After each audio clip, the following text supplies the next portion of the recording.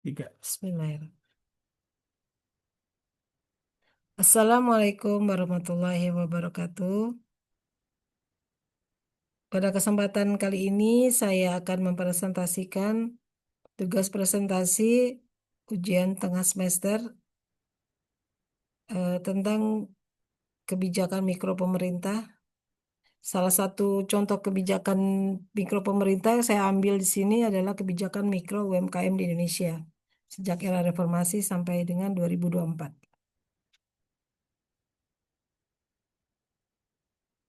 Kebijakan mikro UMKM di Indonesia.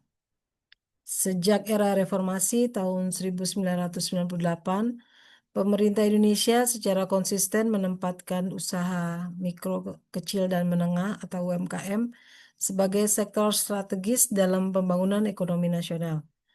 UMKM berkontribusi lebih dari 60% terhadap PDB dan menyerap lebih dari 97% tenaga kerja nasional. Oleh karena itu, berbagai kebijakan mikro dirancang untuk meningkatkan akses pembiayaan, memperluas pasar, memperkuat daya saing, dan mendorong formalitas usaha. Kebijakan ini berkembang dari fase pemulihan pasca krisis tahun 1998 sampai 2004, fase konsolidasi 2004 sampai 2014, hingga fase akselerasi dan digitalisasi 2014 sampai 2024. Kronologis dan karakter kebijakan mikro UMKM. Di era Megawati tahun 2001 sampai 2004, fondasi penyederhanaan regulasi. Pada awal 2000-an, fokus utama adalah pemulihan ekonomi dan reformasi birokrasi.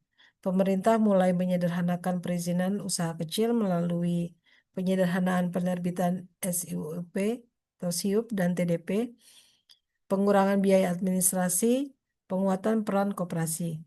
Meskipun belum digital, era ini membentuk pondasi bagi kemudahan usaha. Karakter kebijakannya adalah fokus mekanisme regulasi dasar, mengurangi hambatan administratif, tapi belum menyentuh aspek pembiayaan formal secara masif. Lalu selanjutnya di era Susilo Bambang Yudhoyono tahun 2004 sampai 2014, yaitu periode institusionalisasi UMKM. Di masa ini, beberapa kebijakan paling fundamental mengenai UMKM dilahirkan.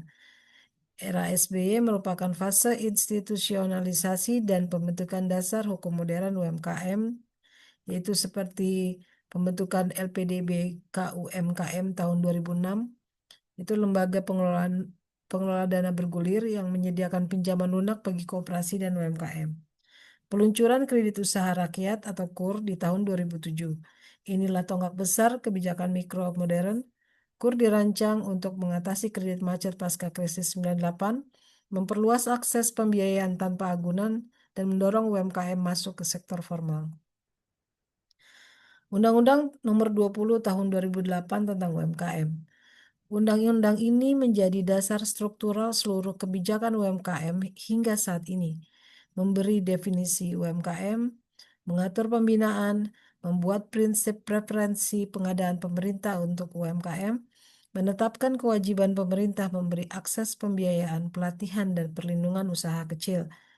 Di era Susilo Bambang Yudhoyono adalah periode ketika UMKM diformalkan, dibingkai dalam aturan nasional, dan mendapat skema pembiayaan terstruktur.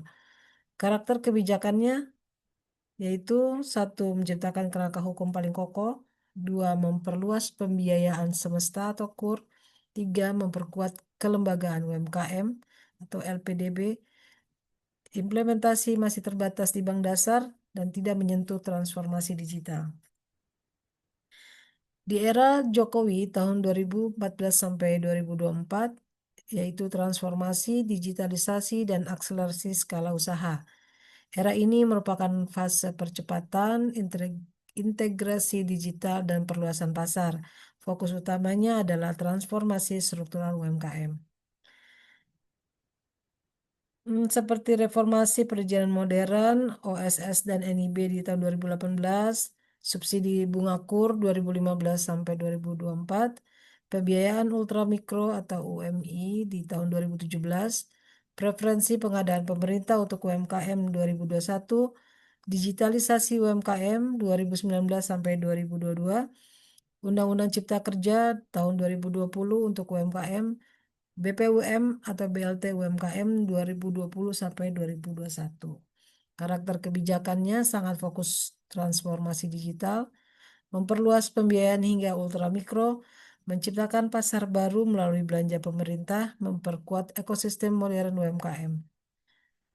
Namun masih ada ketimpangan akses antar daerah, ketergantungan bantuan subsidi meningkat, dan kualitas produk UMKM belum merata. Kemudian analisis kritis kebijakan secara menyeluruh, aspek pembiayaannya, kemajuan adalah KUR dan UMI membuat pembiayaan UMKM paling progresif sepanjang sejarah Indonesia. Namun kelemahannya, sebaran kredit berat di Jawa, pelaku di daerah 3T masih tertinggal. Resiko moral hazard akibat suku bunga sangat rendah. Aspek regulasi dan birokrasi, kemajuannya USS atau NIB menciptakan lompatan besar dalam formalitas usaha, namun kelemahannya ketergantungan pada infrastruktur digital membuat sebagian daerah tertinggal. Aspek pemberdayaan, kemajuan program digitalisasi meningkatkan akses pasar dan efisiensi. Namun kelemahannya, sebagian pelatihan bersifat seremonial tidak berdampak pada produktivitas. Pada aspek akses pasar, kemajuannya pengadaan pemerintah 40% untuk UMKM membuka pasar yang sangat besar. Namun kelemahannya, UMKM sering kalah bersaing dengan produk impor murah, terutama dari Tiongkok. Lalu ada aspek kelembagaan, kemajuannya adalah LPDB, Koperasi Digital, dan integrasi sistem data UMKM mulai terbentuk. Kelemahannya koordinasi antar lembaga, Kemenkop, Kemendak, BI, OJK, atau Pemda sering tumpang tindih. Dampak umum kebijakan mikro UMKM. Dampak positifnya UMKM lebih mudah peroleh modal, pendirian usaha makin mudah dan murah, UMKM mulai masuk ekosistem digital, akses pasar meningkat lewat e-commerce dan belanja pemerintah. Tanggungan UMKM meningkat saat krisis, contohnya pandemi. Lalu dampak negatif atau tantangannya, kesenjangan antar daerah masih tinggi. Banyak UMKM tetap mikro dan sulit naik kelas. Kualitas produk sebagian belum kompetitif secara internasional.